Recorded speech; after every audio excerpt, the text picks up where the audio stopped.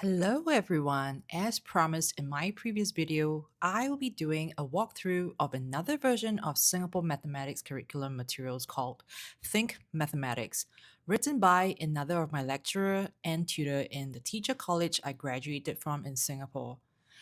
This book is the Singapore edition.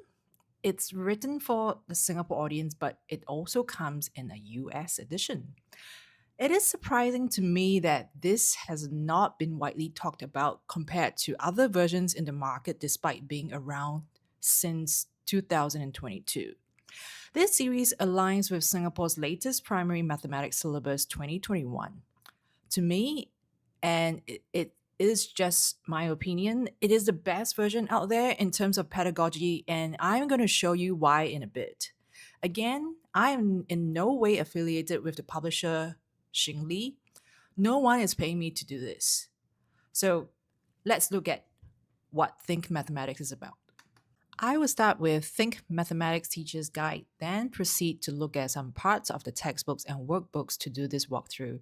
I won't be showing the common parts of books as they are very similar to other Singapore math series.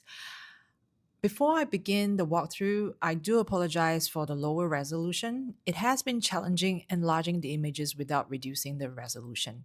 If any of you could suggest a solution, I can use that for my other videos to improve the quality for you. Thank you. We will start off by looking at the author. If you watch my previous video, I mentioned that we look into the authors of our learning materials in Singapore because in Singapore, academic authors who teach in the sole teacher college in Singapore tend to make contributions to the development of Singapore's mathematics education based on their areas of studies. So their research impacts the way our books are written. Dr. Yap Ban Ha is best known internationally as one of the leading advocates, trainers, and curriculum experts associated with the Singapore mathematics approach, known as Singapore Math. He became especially influential through his work in teacher professional development, curriculum design, mathematical problem solving, and mastery learning pedagogy. Dr. Yap is particularly known for emphasizing mathematical reasoning and heuristic problem solving rather than rote memorization. We now look at the preface of the Teacher's Guide. The guiding principles serve as suggestions on how the homeschooling parent or teacher could conduct the lessons. For anyone buying this series, I strongly encourage you to read the preface as it is really informative and gives you a good idea on how lessons are recommended to be conducted. These methods are backed by research and theory. Nothing in Singapore's mathematics is based on what the author feels like putting in the text and is always research backed. This emphasizes another cornerstone of Singapore mathematics talking about relational understanding. You might want to pause here to read this excerpt. In one of my posts on my Instagram and TikTok pages, I mentioned about enriching before acceleration. This is also emphasized in this book. There's a page in the teacher's guide that gives suggestions on how to challenge advanced learners. You will also see many more suggestions in each lesson, which I will point out. The chapter introduction prepares the teacher or parent on what to expect. In this chapter, one's chapter introduction, it talks about the prior knowledge students should have learned, which is counting by rote. That means just simply saying the numbers 1 to 10. This is a chapter introduction for chapter 2, just to show you how another one looks like. The lesson starts off with the learning outcomes, a word wall, which are words that students need to know in the lesson. This is usually found in the teacher's guide of other series too. As with other Singapore mathematics series, the topic starts off with a chapter opener to tune students in. Sorry, this is not a chapter opener. This is the anchor task. Okay, it is followed by an anchor task. An anchor task is a rich, meaningful task designed to introduce or consolidate a key mathematical concept through exploration, discussion, and reasoning. It serves as a central learning experience that anchors students' understanding by connecting concrete experiences, visual models, and abstract ideas. In Singapore, mathematics anchor tasks are often used to encourage deep conceptual understanding, mathematical communication, and problem solving rather than rote procedures. Most other Singapore mathematics series start off with a chapter opener, getting students to talk about what they see in the picture. I personally prefer anchor tasks to chapter openers because anchor tasks encourage discussions and reasoning rather than pointing out what children can see, find, or already know without applying them to novel situations like the one shown here. This section guides the teacher or parent on how to conduct the anchor task. I remember reading some Facebook comments of homeschooling parents skipping activities because they are more for a group of children. In this example, instead of skipping this activity, stuffed animals or objects you find at home can replace the children who are meant to enact the scenario. Look at the suggested questions. I really like how they constantly get children thinking instead of passively absorbing information. Children can manipulate their stuffed animals to act out the scenario. The anticipated responses are more for teachers teaching a class, but it's also a good reference on what to expect. You can see that these anticipated responses are very likely observed by the author, Dr. Yap, when he was conducting lesson studies prior to writing his book, and have come in as valuable information for the user of this guide. After activity is when the ideas are formalized. This is the part where the teacher presents the various methods of solving the anchor task. It is an expectation of teachers in Singapore to be able to organize information in a coherent manner to avoid confusion for students, and Dr. Yap has included this suggested in the teacher's guide. I have never seen this board plan section in any other teacher's guide, at least not the ones I have seen. This is particularly useful for teachers teaching a class, but it is also good practice for homeschooling parents and teaching your learner how to organize information. This is what we call implicit learning. There is a journaling section for students to develop articulation of their thinking. Differentiation is adapting teaching, learning activities, support, or assessment to meet the diverse needs, readiness levels, and learning profiles of students.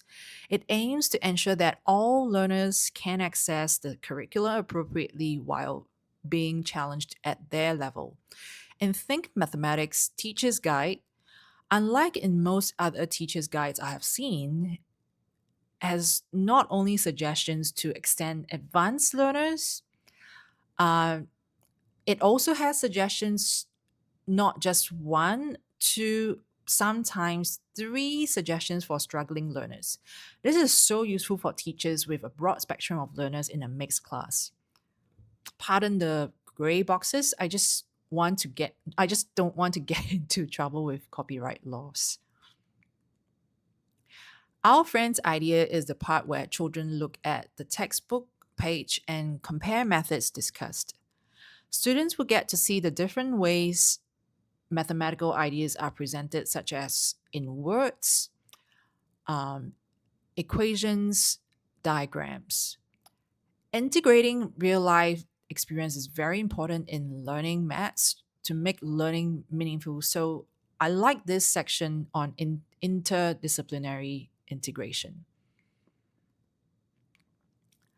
After the anchor task and discussion on the scenario in the textbook, the lesson progresses to having the teacher guide the learner to answer questions. Again, there are differentiation methods suggested to cater to different learning needs. I really, really like how this book has been written so intentionally with the thought of parents and teachers who may not be proficient in differentiation. Good pedagogical practice before having students work on questions independently is to assess students' understanding. And I really like that in Think Mathematics, it has a section to assess the learner whether the learner has understood the lesson before asking him or her to do independent work in the workbook. Mind workout sections enrich the students. Enrichment in mathematics learning refers to opportunities that extend students' thinking beyond routine grade level work through deeper reasoning, complex problem solving, investigations, and mathematical exploration. Rather than simply accelerating content, enrichment focuses on developing conceptual understanding, creativity, critical thinking, and flexible application of mathematical ideas, which is an emphasis in the revised mathematics syllabus in Singapore. For parents and teachers who feel that they need to brush up on their content knowledge before teaching, Think Mathematics has a glossary, the section at the back of its textbooks, in color and with visual aids. Do you see what I mean by this series written with great intention? Dr. Yap has thoughtfully included diagrams in these notes as well. We are now looking at the section in the workbook. You can see that the workbook has colors. I'm not going to show you the basic questions as it's very similar to other Singapore math series. I like how the word problems are highly relatable to the children. The context used in this Singapore edition is very relatable to Singaporean kids as every Asian household has soy sauce in their pantry. Here's another example of how information is presented in a very relatable and real-life manner instead of plain old tables in black and white. Depending on the edition you purchase, whether it's the US or Singapore edition, the examples will vary. There's no perfect set of learning materials, I'm afraid. Even this series of Think Mathematics, which I really like, has some flaws. This is what I find particularly puzzling as it differs from other Singapore mathematics series. Unlike in other Singapore mathematics series where word problems usually end off the chapter as students are equipped with the knowledge to apply in solving problems, Think Mathematics does not always have that starting from grade 3. The word problems are all put together in the last chapter of each textbook in Book A and Book B from grade 3 onwards. Teachers and parents will have to look through the word problems in the last chapter to know which topic to add those word problems to as practice in grade 3, 4, and 5 textbooks. Another thing which parents and teachers may not be pleased to know is that it has no additional practice books or tests. They have videos to show teachers how to teach, but the videos are not available to homeschooling parents. Due to copyright laws, I am unable to show you full pages in Think Mathematics. I don't want to land myself into any trouble. I encourage you to go to methodology if you are in the US and ask to view the samples. The last time I asked to view the samples, they were very generous and let me view all the books from grade 1 to grade 5 over a reasonable amount of time. I have included a link below to their website. For those of you Singaporeans living overseas and want to view the samples, go to the Education Warehouse, click on the link below to request for samples. Thank you for watching this video. If you find my video helpful, please subscribe and join my Facebook group called Raising Thinkers with Singapore Mathematics, where I will be sharing more on Singapore mathematics. It's also a community for parents and teachers to help each other. In my next video, I will talk about high school options for Singapore mathematics.